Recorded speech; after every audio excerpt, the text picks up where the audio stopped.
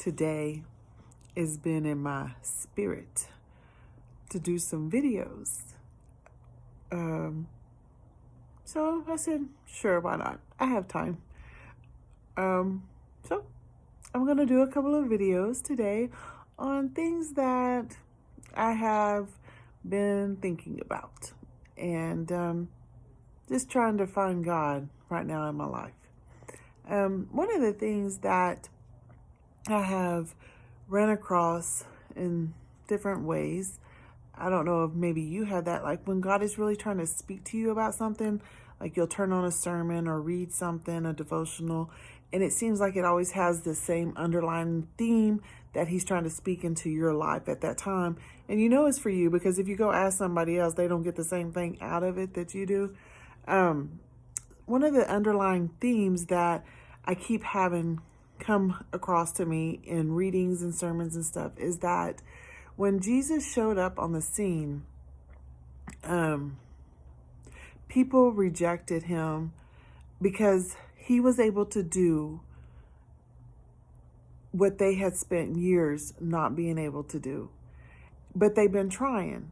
They went through great extremes, great measures to do whatever, and nothing was working. But then when Jesus comes, it's like abracadabra and it's done. And it caused a lot of chaos whenever he would show up because of this.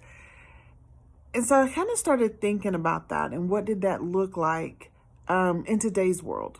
And, make it relevant to me.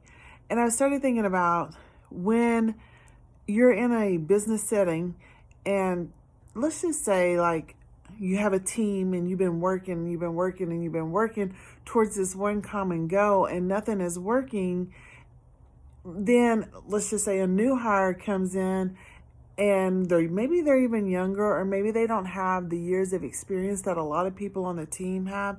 And so when they come in, everyone becomes very jealous and angry and doesn't like that person because who are they to think that they can just come in and tell people that have been with organizations for a long time how things should be or how things need to be or this will, fix that problem. And so there's an automatic reject of that person. And there's actually stages that a team goes through in order to accept that new, that new type of leadership and that new type of, team dynamic and stuff like that, the ideas and the perspectives. And so I was just thinking about that. How many times have people done that?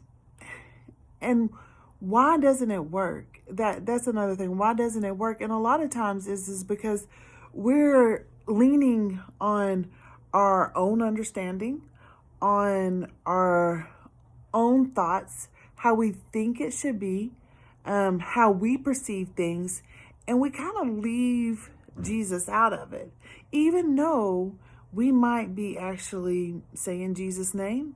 We might even actually be using some scriptures and stuff. But the underlying fact is that what is propelling us is not Jesus, but ourselves using Jesus's word and thoughts.